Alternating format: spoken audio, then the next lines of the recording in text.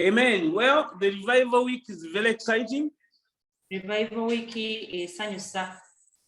And I like the theme of the week, the spirit of the sons of God. Era omulama guno ngwagala nnyo nti omwoyo gw'abatabani ba Katonda. Or the spirit of sonship.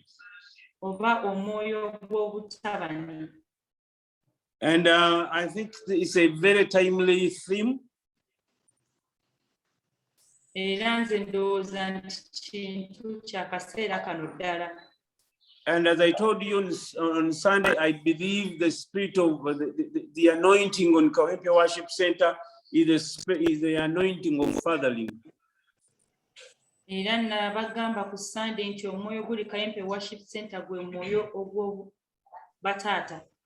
I've been privileged in my life to be brought up by amazing men of God.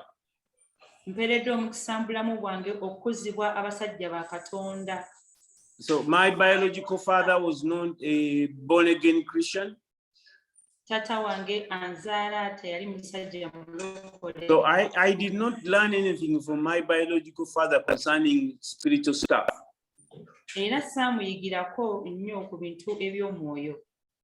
But when I came to the Lord and I met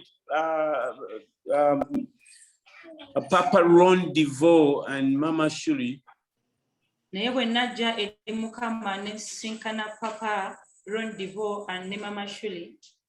I remember I was staying at the church working as the compound manager for the church.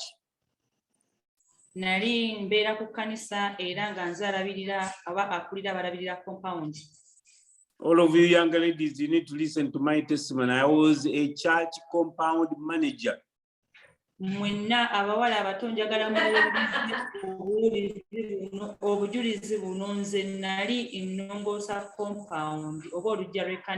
so that during that time, Ron and she returned from the United States to come and stay in Uganda.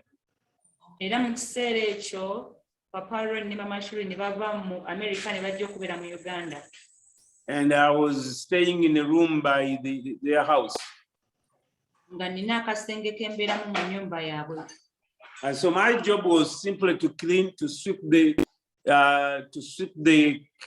church compound, slash the church compound. We didn't have the machines that you have that cleans the compounds nowadays.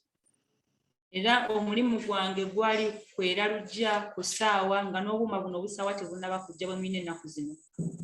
Our bathrooms were what you call the latrines. Some of you have not seen those. Pit latrines. Nga ze ziri ez'ebinnya era nsuubira abamu ku mmwe temuzirabangako. And I would do any odd job around the church to just keep it clean. Era nga nkola byonna ebyetaagisa ekkanisa okubeera nga etukula. And for me, that was a blessed time because living by the church, I had a lot of time to stay in church, pray, read my Bible, fast. I lived by myself and I regulated my time. Era nze ekyo kyali kirungi nnyo gye ndi kubanga nabeeranga ku kkanisa ebiseera ebisinga n'ensoma ekigambo mu budde bwange. And so I remember when Ron and Shuli came and I started helping them around the house.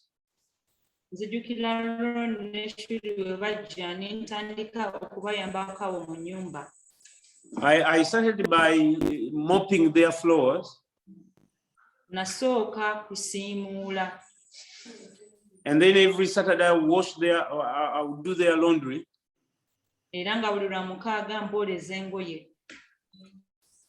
And then every morning by 6 in the morning,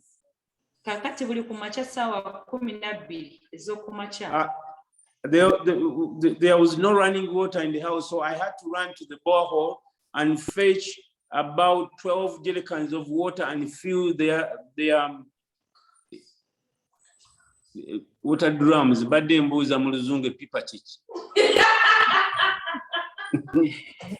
Era tewaaliwo mazzi ganagattaaku mu nnyumba eyo kati buli ku makya nagendanga ku bbowa n'enkima amazzi n'enzijuza amapipa.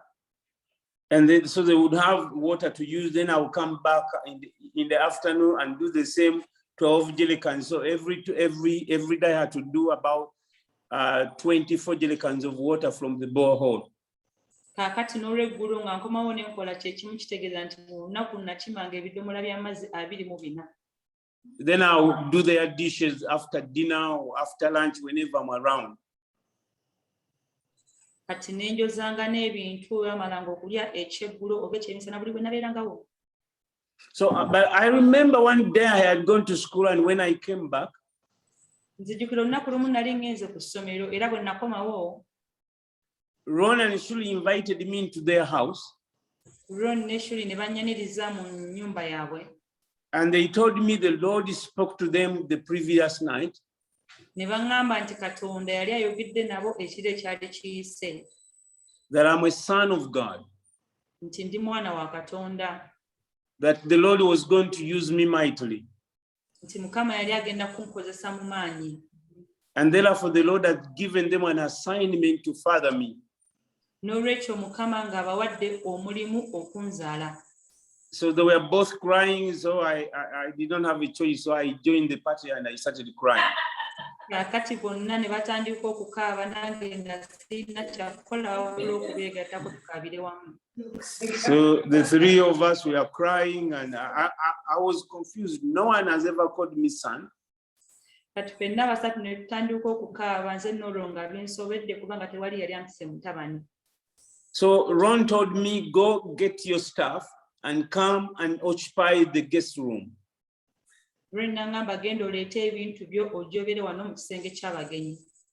I had nothing, so I went and brought a few of my clothing, my socks and underwear, and my Bible, and I occupied the room.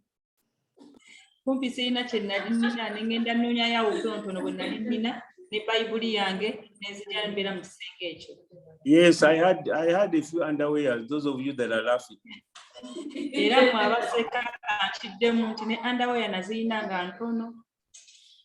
So I went into that guest room, and I can tell you the first night I did not sleep. Ne ŋŋenda mu kisenge ky'abagenyi ekyo era nkukakasa nti ekiro ekyasooka seebaka. Because I had never slept in a bed like that. That bedroom was meant for American guests that were coming to visit Papa Ron and Shuli. Kubanga nze obuliri bwe butyo nali sibusulangamuko lwa nsonga buno bwali bwa bagenyi Abamerika abaali bajja okukyalira Papa Ron ne Mama Shuli. And so it took me a long time for me to believe that room was mine. Era kyantwalira obudde bungi ddala nze okukikakasa nti ekisenge ekyo kyali kyange. I think for about 3 months, you could actually kick me out of that room and I would not miss it because it has not sunk in me that it was my room. Okumala emyezi ng'esatu newewandiingobyemu mu kisenge ekyo tekyandinnume nnyo kubanga obwongo bwali tebunnakiyingiza nti kyange.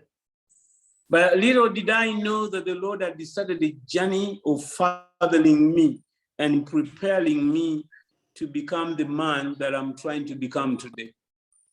Era nali simanyi nti olwo Katonda atandise olugendo lw'okunzaala okunfuula omusajja gwe nfuuka era gwe ndi leero. And I believe one of the reasons why Ron and Shuli left the United States to come and settle in Uganda was I'm among the top priorities for God to bring them in Africa.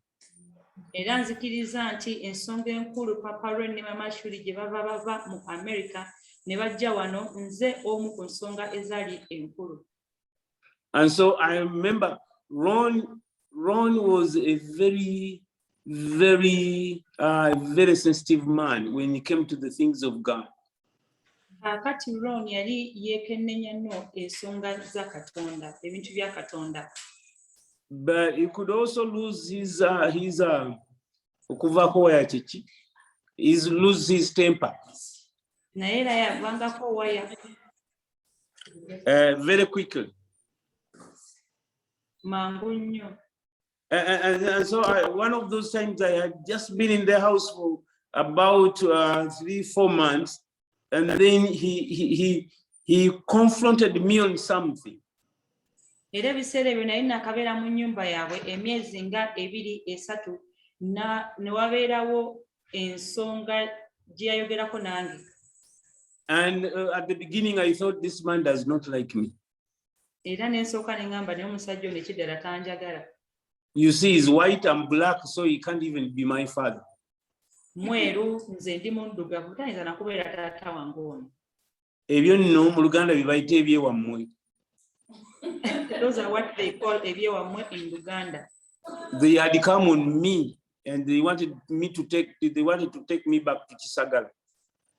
Byali bimaze okuzijjako olwo nno nga byagala okunzizaayo ekisagala.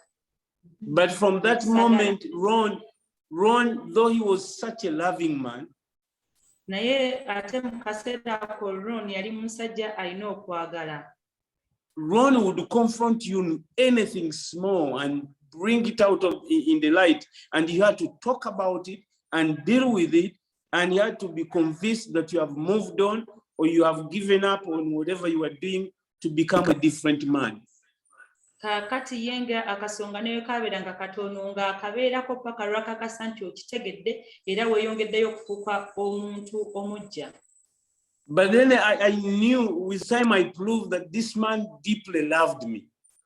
Naye akaseera bwe kayitawo ne nkitegeera nti omusajja ono yali anjagalira ddala. I remember after they stayed for about a year, about 6 months, they went back to the US. Kaakati nga bakamazeewo emyezi 6 baamala ate ne baddayo mu America. And that's when I realized that they had become part of my life, because I cried like a baby at the airport when I saw them leaving. Era we nakitegeerera nti mazima ddala baali bafuuse ekitundu ku bulamu bwange kubanga nakaaba ng'omwana omuto ku kisaawe nga bagenda. And so when they came back after about 4 months, bwe baakomawo nga wayiseewo emyezi ng'ena, they brought me about 2 suitcases of good things, shoes, suits, shirts, everything that I've never seen in my life. ne bandeetera essuitcase 2 ezijjudde buli kintu ekirungi, engoye, engatto, bye nali sirabangako mu bulamu bwange. And that's when I really knew that these people have really adopted me and they are my parents, my spiritual parents. We nakitegeerera ddala nti bano banzaalidde ddala era be bazadde bange ab'omwoyo. And so I knew that God was teaching me. Era ne mmanya nti Katonda yali anjigiriza. And through Ron, the Lord continued to father me. I learned from them being a man of God. I watched Ron, how he treated his wife, how he treated other ministers, how he talked and responded in different situations. Era okuyita mu Ron, Katonda yali anjigiriza engeri gye yakwatangamu mukyala we, engeri gye yabeerangamu n'abantu abalala. And as you know the story, how we got married with my wife, and Ron took us to the US for 6 months. Era olugero mwenna mulumanyi nga bwe twafumbiriganwa ne mukyala wange olwo natwala mu America ne tubeerayo emyezi 6. And those 6 months we are traveling from one state to another, going to homes, going to churches.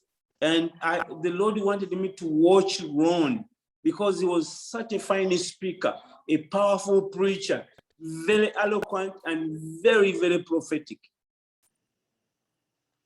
Kakati bwe twagenda eyo egyo emyezi 6 twatambulanga kanisa ku kanisa, kibuga ku kibuga, Katonda nga ayagala njigire ku Ron kubanga yali mubuulizi wa kigambo musukku. And he was a teacher of the word. Era nga musomesa ow'ekigambo. So all those things now I look back and I knew that I didn't know then. I thought, oh, the Lord has just opened the door for me to see a new country, but yet the Lord is preparing me and teaching me how to go to the nations and disciple them. Ebiseera ebyo nalowooza nti Katonda nziguliddewo obukulizi luggi olw'okugendako mu nsi endala, naye ate Katonda ali anjigiriza engeri y'oku. So my wife spent a lot of time with Mama Shuli, and Mama Shuli, she's one of the best chefs in the world. There's nothing she can't cook. Era mukyala wange naye yamalanga nnyo obudde ne Mama Shuli, era Mama Shuli oyo mufumbi mukuukuutivu, tewali kyatasobola kufumba. And so I tell people that my wife learned from the best. Era abantu nze mbagamba nti mukyala wange yayigira awasingira ddala. And I can tell you that the people that have gone through our home and learned how to cook, they can cook. Era njagala okubuulira nti abantu abayise mu nnyumba yaffe ne bayiga okufumba bafumbira ddala.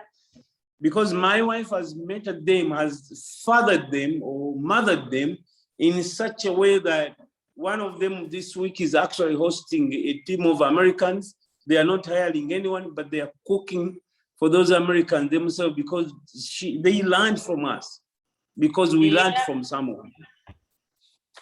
Omu ku bo agenda kukyaza ttiimu ey'Amerika, tebalina mufumbi gwe bayise kubayambako, bagenda kwefumbira bokka kubanga nabo batuyigirako. So the spirit of sonship kakati ogwo omwoyo ogw'obutabani is a spirit that is rubbed off fathers. Gwe mwoyo oguva ku bataata. It is inherited from the fathers or from the parents. Gusikibwa okuva ku bataata oba ku bazadde. And I was reading my Bible. I actually I'm taking today's teaching from the book that I'm writing. It will be titled "The Sons of God." Era okusomesa okwo nkujje mu katabo k'empandiika kati kajja kubeera n'omutwe ogugamba nti batabani ba Katonda. I started writing this about 5-6 years ago. Natandika okawandiika myaka nga 5-6 egiyise. But I'm trying to paraphrase some of the chapters that I've written in there. Era ngezaako okubagirayo ku bintu ebimu by'empandiise mu katabo ako. The last verse in the Old Testament. Olunyiriri olusembayo mu ndagaano enkadde. I mean, what a way to end the Testament. The last verse in the Old Testament. Olunyiriri olusembayo mu ndagaano enkadde. Malachi chapter 4 and verse 6. Verse 5 and 6. Nya mukaaga. The Bible says, verse 5 says, "Behold, I will send Elijah the prophet." Olwokutaano lugamba nti laba n'asindika Eriya nnabbi. Oluganda egamba nti laba ndiweereza nabbi Eriya. I will send Elijah the prophet. The verse 6 says, "And he will turn the hearts of the fathers to the children, and the hearts of the children to their fathers, lest I come and strike the earth with a curse." Era alikyusa omutima gw'abakitaabwe eri abaana n'omutima gw'abaana eri bakitaabwe, neme okujja n'enkuba ensi n'ekikolimo. That's the last verse in the Old Testament. Lwe lunyiriri olusembayo mu ndagaano enkadde. Right before you open the book of Matthew, the last verse in the Old Testament is just amazing. Nga tonnaba kubikula ekitabo eky'Amatayo, olunyiriri olusembayo mu ndagaano enkadde lwewuunyisa. God says, "I will send you the prophet Elijah." Katonda agamba nti laba ndibatumira Eriya nnabbi. And then what will be the purpose of his return? Nti era kakati mugaso ki okudda kwe kunaba kwa mugaso ki? And you remember, Elijah is one of the two people in the Bible that never died. Jjukira nti Eriya y'omu ku bantu ababiri mu Bayibuli abataafa. Enoka and Elijah never died. They were taken up in the heavens. Abo tebaafa, baatwalibwa butwalibwa mu ggulu. And so the Bible promises that at some point the Lord will send Elijah back. Era Bayibuli esuubiza nti Mukama ajja kuddamu asindike Eriya nate. And his return, he will return for one purpose. Era agenda kudda lwa nsonga emu. He will turn the hearts of the fathers alikyusa omutima gw'abakitaabwe to the hearts of the children, to the children. eri abaana And the hearts of the children back to their fathers. n'omutima gw'abaana eri bakitaabwe. Lest I come and strike the earth with a curse. Neme okujja n'enkuba ensi n'ekikolimo. So this verse indicates that there is a gap between generations. Olunyiriri luno lutulaga nti waliwo omuwaatwa wakati w'emirembe egy'enjawulo. As I did my study about fathers and sons, Bwe nabadde nga nsoma ku bataata n'abatabani, and I was asking myself, what kind of curse would come out of a broken relationship between a father and a son? ne neebuuza kikolimo nabaki ekiyinza okujja wakati w'enkolagana emmenyefu eri wakati wa taata n'omutabani. I think I totally believe that it would be around poverty.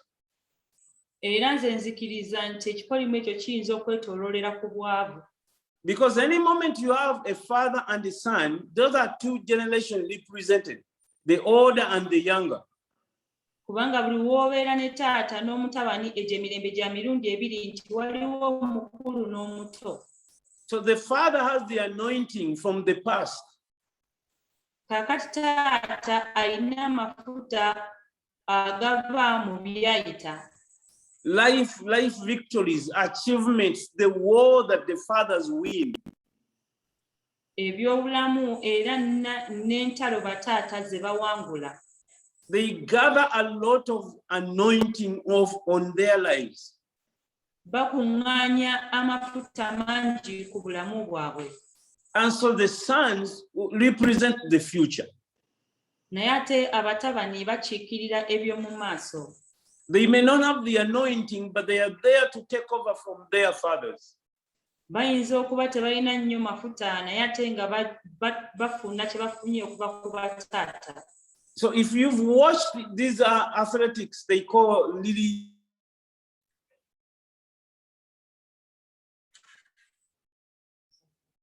Kati bw'oba olabye bano abazannya Lily,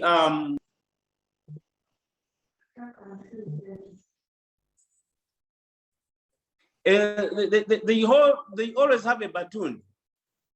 Babeera n'akati ke babeera nabo.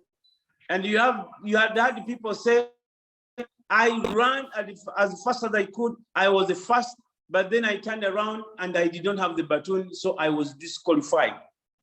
Kaakati n'olina ng'oli agamba nadduse nnyo n'ensookayo nagenza olaba nga sirina kati ne banzigyamu mu muzannyo. So there are usually about 4 people in the line. Kaakati babeera abantu nga bana mu lunyiriri. And so the first one has to run as fast as they can, so they pass on the baton to the next. Kaakati asooka alina okudduka emisinde alyoka awe akati agenda okuddako. You are only counted in the little race if you win by holding a baton at the end of the line, at the winning line. Kaakati mulire osobola okuwangula singa oba okutta akatiiko paka wali ewawangulirwa. So who gives you the baton? When they give it to you, is all in the equation. Kaakati ani akuwadde akati ako era akakuwadde budde ki byonna bigattira wamu. For me, I believe the curse of always have to begin again. I think that's a curse for every generation. That many people, when at the starting of everything, they have to begin in life. Nze ndowooza nti ekikolimo kye ky'okutandikanga buli kiseera nti abantu buli kyokola mu bulamu bw'otandika kitandike. From zero. Kuva ku zero. And then you carry all this anointing, you carry all these experiences, life stories, achievements, and then there's no one to hand them over, so they drop in the ground, and then the next person to start after you has to dig deeper in the foundation instead of building on your ceiling. Kati n'olyoka okola ebintu bingi nnyo n'oyitimuka ate n'omaliriza nga toyina gwoleseewo. Kitegeeza nti aligenda okuddawo agenda kuddamu ate kusima musingi. So for me, the spirit of sonship Kakati nze ngamba nti omwoyo gw'obutabani is also the spirit of being fathered. You cannot be a son unless you are fathered. Era gwe mwoyo ogw'okuzaalibwa tosobola kubeera mutabani okutuuka ng'ozaaliddwa oba ng'okuziddwa. And so being fathered means that you are not going to start from zero. You are going to build and you are going to stand on your father's shoulders instead of going back and pick up spades and tools to dig back in the ground. The foundation has already been laid for you, so you build from where your fathers stopped. Kakati okuzaalibwa oba okukuzibwa kitegeeza togenda kuddayo eri wansi wabula ogenda kuzimba ku kino ky'osanze taatawo azimbye osobole okugenda mu maaso. I can tell you stories when the few times me and my wife and my children have traveled to the US, we have used Ronnie's name for our advantage because he was our father. Njagala okukubuulira emirundi mingi gye tutambudde ogenda mu Amerika ne mukyala wange n'abaana tukozesezza erinnya lya Ron olw'obulungi kubanga taata waffe. He was the first guy. He got us the first visas to go to the US because the visa counselor knew him and he had mentioned our name. So when we went to the embassy, the counselor knew Ron, and on his word, on his basis, we got the visas. Kakati yatufunira visa zaffe ezasookera ddala bwe twagenda mu Amerika kubanga kansala ku embassy yali amumanyi era bwe twatuukayo ne twogera erinnya lya Ron visa ne zituweebwa. I've had people go to the US and say, oh, I stayed outside in the winter. I didn't know anyone. No one opened their homes for me to come in. Those are stories for me. Why? Because when I went, I had the father who had laid the foundation for me to start building on. Kakati mpulira abantu nti nagenze mu Amerika ne ntandika okusula mu mpewo nga sirina wensula naye gye ndi ezo ngero kubanga nze bwe nagendayo nasanga kitange yantegekera dda okutandikira. He opened doors for me. Yanzigulirawo enzigi. His relationship became my relationships. Enkolagana ze ne zifuuka enkolagana zange. I preached in a church. Natuuka mu kanisa. Nabulyako mu church nga omusumba ansanze sawa B nga 4 ez'ekiro ku lw'omukaaga nambuuza gwani. I preached in a church when I had just met the pastor at 10 p.m. at night and asked me who I was. Nambuuza omanyi Ron Divo ne mugambo oyo ekitange n'angamba gw'obuulira enkya. He asked me, do you know Ron Divo? I told him that is my father, and he told me you are the preacher tomorrow. You see, that's the same question you see in the Old Testament. Kyekimu kyekibuuzo kyolaba ne mu ndagaano enkadde. Whose son are you? Oli mutabani w'ani? Because heaven respects that. Kubanga eggulu lissaamu ekitiibwa. Listen to me, children of God. God is a God of generations. Katonda ye Katonda w'emirembe. When you come to him, bw'ojja gy'ali, you better mention the name of your father. Olina okwogera erinnya lya kitaawo. If you are the first in your family, bw'obanga gwe asooka mu famire ye wammwe, then the Lord will have to make a covenant with you so your generation will become his children. Kakati Katonda alina okukola endagaano naawe ekitegeeza nti omulembe gwe gufuuke abaana be.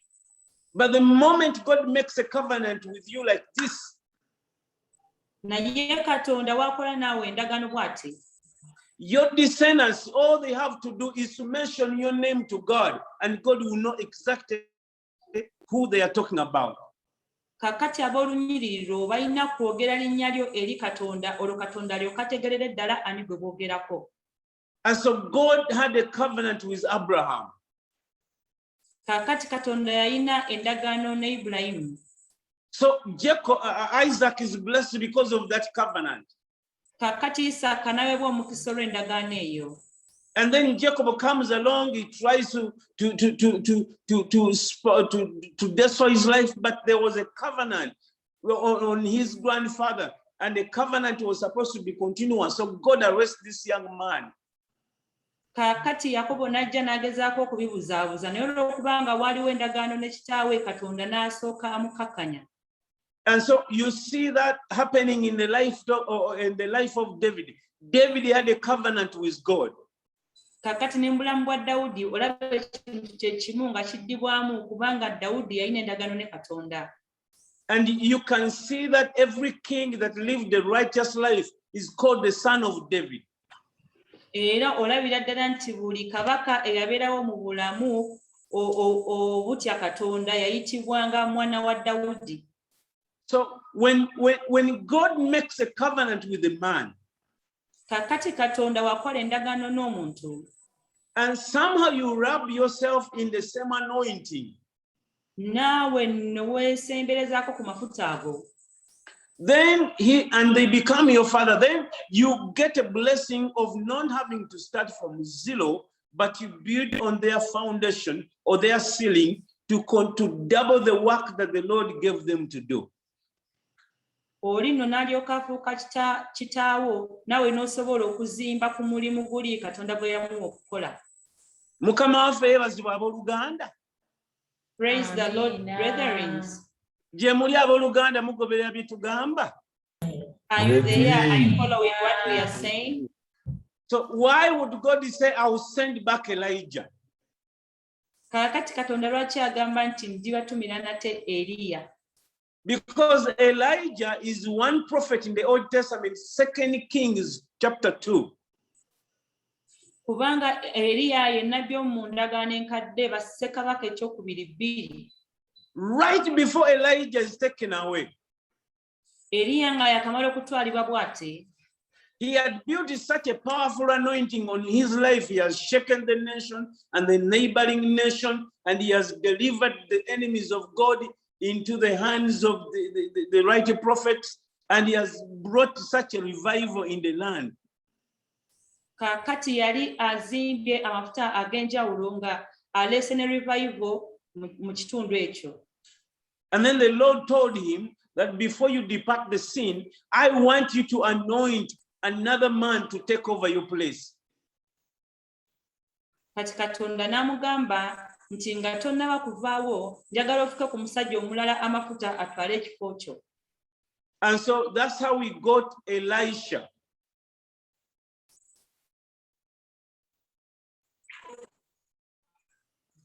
Kati awo nno bw'atyo bwe yafuna Elisa. So there is a book I'm writing with Pastor Raymond about Elijah and Elisha. Waliwo era ekitabo ky'empandiika ne Musumba Raymond ekikwata ku Eliya ne Elisa. So when you read from chapter 2 of 2 Kings, bw'osoma okuva mu ssuula ey'okubiri eya Ssekabaka ekyokubiri. So the Elijah tells Elisha, please stay here in Gilgal, for the Lord has sent me over to Bethel. Kati Elisa agamba Eliya nti sigala wano e Gilgali kuba Katonda antumye e Bethel. And Elisha says, as the Lord lives and as your soul lives, I will not stay here, I will go with you. Elisa n'alyoka amugamba nti nga Mukama Katonda bw'ali omulamu siisigale wano wabula n'agenda naawe. So that's the spirit of sonship that the Lord is looking for in our generation.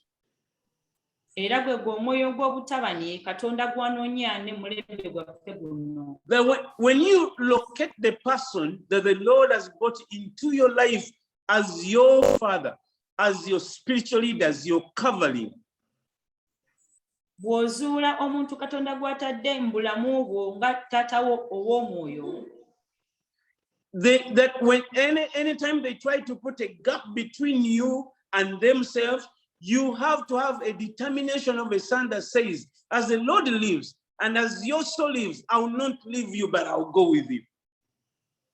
Kitegeeza buli wabaawo omuwaatwa wakati wo n'oyo omuntu Katonda gw'akutadde mu bulamu bwo olina okulemerako onoga nti nga Katonda bw'ali omulamu n'agenda naawe.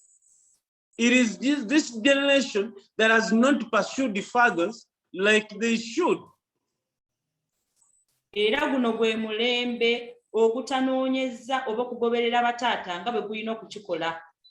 Sebonze nayina Roni, nayina Kaweesa, nayina Damulira, nayina Papa Pastor Joe, n'abalala Katonda bazza agenda ateeka mu bulamu bwange. Me, I had Papa Ron, I had Pastor Kawesa, I had Pastor Damlira, I had Joe and all other people that God has put in my life. Nsobola okukulayirira nti abantu abo bonna batono okuba abannoonyanga bwe mba nga mbeetaaga nze mbagoba, nze mbalemerako, nze ngenda ne ntuula ne mbawuliriza. I can swear to you that amongst those people, few of them looked for me, but I had to look for them to go and listen to them. But the Elishas of this generation, you tell them, the Lord has sent me to Bethel, stay here, please. And they will gladly stay behind, watch TV, eat popcorns, watch soccer, and they will never even know what journey their spiritual father has taken deeper in the Lord. Era omugamba nti Katonda antumye Beseri sigala wano ajja kusigalawo bulungi nnyo alabe ka TV ke n'okukola ebintu ebirala byonna. So the spirit of sonship is the spirit of learning. You are a lifetime student that pursues your teacher. Kati omwoyo gw'obutabani gwe mwoyo gw'okuyiga obulamu bwo bwonna ng'oyigira ku musomesa wo. The Holy Spirit did not teach me about marriage. He didn't teach me about finances. He didn't teach me how to bring up my children. I have to learn from the men and women God surrounded myself with. And the Lord surrounded me with a great circle of teachers and fathers and mothers. Kakati omwoyo omutukuvu teyanjigiriza ku bikwata ku bufumbo ku ngeri yakuzzaamu baana naye Katonda aneetoolozza bataata ab'amaanyi n'abasajja ba Katonda ab'amaanyi benjigiddeko ebintu ebyo. Prayer only brought favor so that I could be accepted into their hands. Essaala oba okusaba kwandeetera kuganja nze nsobole okukkirizibwa mu bulamu bwabwe. Kanterere mu ntebe yange naddala mu abagenda okufumbirwa. Oyagala kuba muwala wa Katonda, oyagala kuweereza Katonda, tomanyi kufumba, tomanyi kunaaba, tomanyi kuuta bigere, osiiba, osaba, tomwankwawa, manyi ekyo kipisa obuyisi. Naye nga ebyo byonna bye ngambye. You are a daughter of God, you want to get married, you don't know how to cook, you don't know how to take care of yourself, but you want to get married. Weetaaga bamaama ojja otule ku bigere ebyo bakebere enjala bagambe nti omuwala atawunya bigere. You need to go and sit at the feet of the mothers so that they should tell you how a girl should behave. That's a spirit of sonship. Naye baba kigezeeko. Bana b'omulembe guno ajja kugenda. Agenda kusabira ku TV. They will have their services on TV. Mukama yaŋŋambye nsenguke abantu benvunaanyaawo agayisayisa agabi ne bajja ne baŋŋamba nti Katonda yaŋŋambye wanekawempe enveewo. Then they will come and say that God instructed me to leave Kawempe. Era waliwo gwe nagamba ne ŋŋamba neebaza Katonda nti oyo Katonda wo si ye Katonda wange genda naye. There is one I told that I thank God because your God is not my God, so you go with your God. Ekikolimo ye mwana okudduka n'agenda nga talina kitaawe ne taata okuzaala n'afa nga talina mwana. The curse is for the son to run away without a father and for a father to give birth to die without a child. Buli taata abeera n'omukisa, buli muzadde abeera n'omukisa. Every father, every parent has a blessing. Hey. Ne bwabeera nga yali pasita naye nga yasumba bakadde bokka ate nga ababiri baali bandali, omu nga yali mulema omulala nga yali muzibe, naye nga Katonda agambye ekitaawo bw'akuteekako emikono akusabira omukisa. Even if he was a pastor who pastored only two people who had problems, but when he lays his hands on you, you will get a blessing. Just to let you know, every generation of fathers has an inheritance. a blessing that they usually pass on to the next generation. Kakati njagala okugamba nti buli mulembe ogw'abataata balina obusika era n'omukisa gwe bayisaawo ku mulembe omulala. You imagine, the Bible records that Elijah did 7 miracles. Kakati teebereza Bayibuli etugamba nti Eriya yakola ebyamagero 7. And Elisha did 14. Elisa yakola 14. That's a double portion anointing. Ge amafuta ag'emirundi 2. So I've heard the people say, babe twaberanga na night prayer nga batandika okwera langirira double portion ne bakiyimbamu n'ennyimba. I've heard people say in night prayers that declare double portion, even they compose songs out of that. But you tell me, who is your father that who had a single portion? So before you double yours. Bwe mbuulirayo taata omwe yalina omugabo gw'omulundi ogumu gwe nga tonnaba kugabanyamu gigyo. Nga tonnafuna gwa mirundi 2, because that's how God works. He's a God of Abraham, Isaac and Jacob. Kubanga bw'atyo Katonda bw'akola, yeye Katonda wa Ibrahimu, Yakobo ne Isaaka. Katonda ayagala fena bagenda okuyitibwa abatabani n'abawala ba Katonda, obeere n'abazadde abayitibwa ab'omwoyo, abagenda okugunjula, abagenda okuddaabulula, okukuta omuntu bakiyita batya mu luzungu n'omuggyako ekko, scrubbing, n'ekiyinja oba ekikongoliro, kubanga abantu abamu balina skini zaaguba. Because some people have hardened skins. Papa Roni yanjigiriza nnyo ebintu, nze nava mu bwavu ng'ewaffe teri mmere emala nga tetulina bimala. Papa Roni yanjigiriza okugaba obuterekereza. Papa Roni taught me so many things about to give. He taught me how to be generous man. Otherwise, twakubagamba eyo mugirekemu museneke enva tujja ziryako n'ekyeggulo tujja ziryako n'enkya mumanyi nti munaatuusayo enkya. He taught me how to be a generous man, because in our house they would tell us to leave a portion for tomorrow, as if they knew that we would even reach tomorrow. Omanyi omuntu okufa n'otuuka nga Yesu akutwala naye ng'otunula mu ntamu n'ogaa kale singa ennyama eyo gye batwalesemu for tomorrow benagiridde ne ngenda nga ngikuse. Imagine that you are dead, but you're thinking about the meat that you left in the saucepan. You are regretting why you did not eat that piece of meat. Ron taught me to be a generous man. Ron yanjigiriza okubeera omusajja omugabi. Ron taught me how to love with a pure heart. Era nanjigiriza okwagala n'omutima omuteefu. To believe in people as they are, so that God can change them through the love that you give. Okukkiririza mu bantu nga we bali, Katonda asobole okubakyusa nga we bali. Naye kati ffe tulina omulimu, kubaka kati abasinga tubalabako Katonda ayagala bakozesa naye mukyalimu obuntuntu, obukabakaba, okyemoola, otuyita bakitaawo, ate omoozola eriiso, olyambusa bw'olissa, oyambala obuntuntu, otulaga ebisambi, obusambi manya obugulu, manya amagulu. Some of you want to be fathered, but you have serious issues. Kakati mmwe Katonda batuwadde okuzaala, mutegeere ffe twalabaalaba dda, kati tetukyalinayo kipya, kati mubikeeko okutuddamu kwemoola. So for you bakuzaale who want to be fathered by us, you have to know that we have seen everything. Nothing is new to us. So it's up to you to believe, to accept to be fathered. Kamalirize na kino.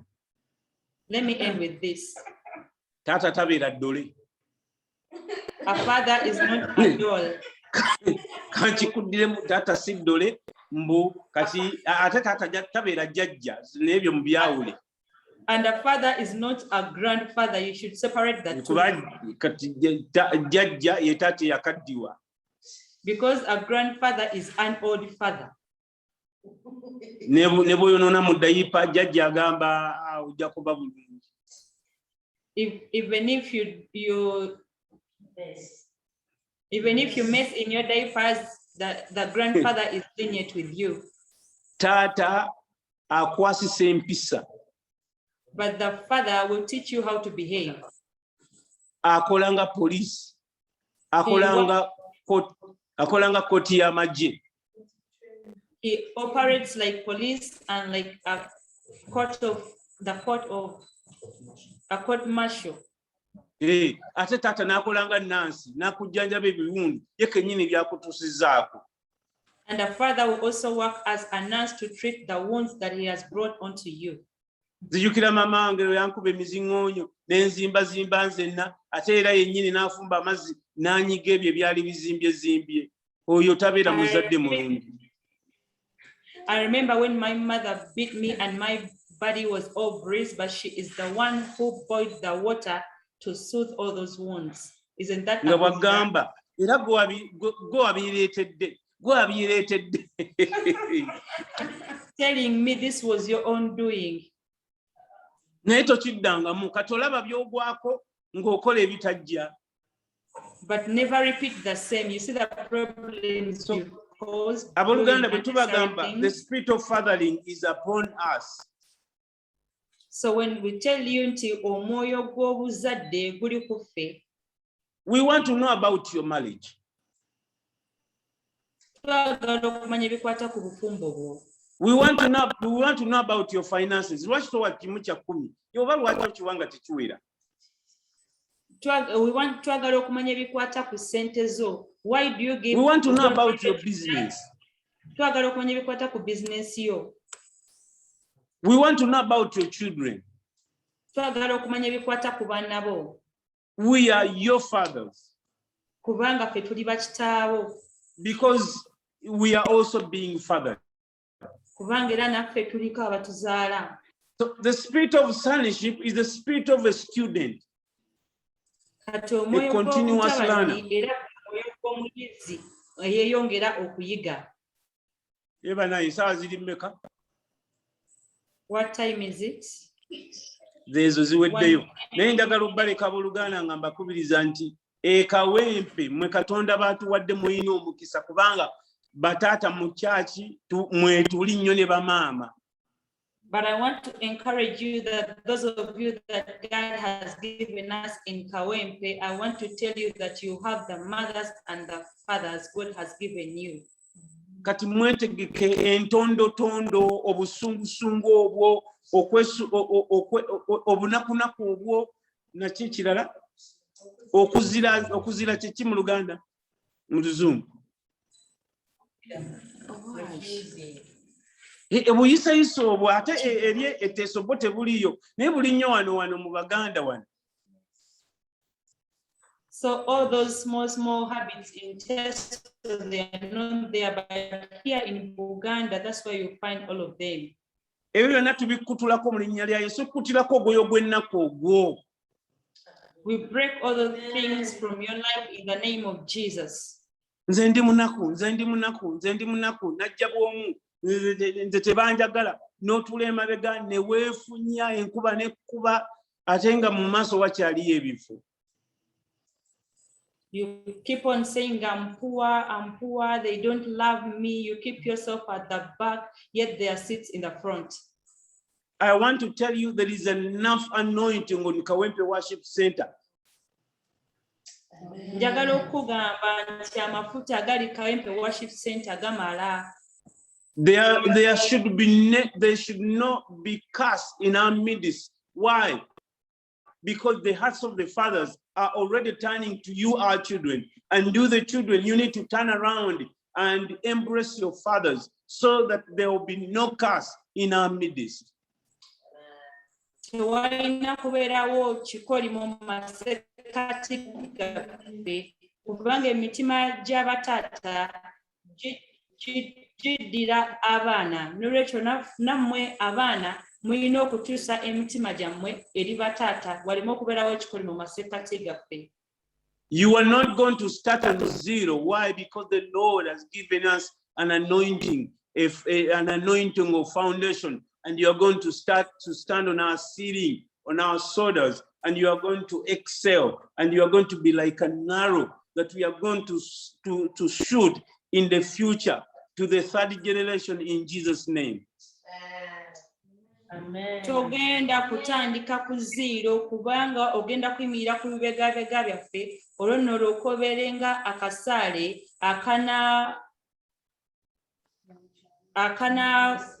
kebananasula mu biseera by'omu maaso. Everything the Lord has given us, the Lord is doing with us. The Lord is going to take the same and put it on your life and multiply it by 2, because that's what we call a double portion anointing. It's coming for you because we are going to release it over your life. You should never do anything smaller than we are doing. Era Katonda agenda kukozesa ebintu ebinene ebisinga naffe bye tukola, amafuta agenda kuteekako ga migabo ya mirundi 2 mu linnya lya Yesu. That's why Elijah is coming, so he can release another generation called the Elisha generation, a generation of double portion. That's why the Lord says, I will send him back. Eliya kyava agenda okujja asobole okusumulula omulembe gw'Abayisa, omulembe ogw'emirundi 2. Ensonga lwaki agenda kudda. Amen. I love you all. I pray that the Lord will continue to reveal this to you and also continue to teach you how to be a son and a daughter of God. God bless you so much. We shall see you tomorrow. Pastor Paul.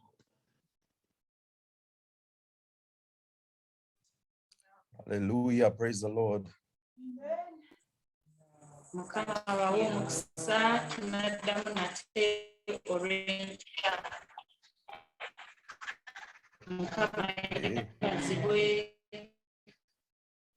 Okay, I would like us to wrap up. I would like you to use the next 2 minutes before we close. Just pray yourself into the spirit of sonship.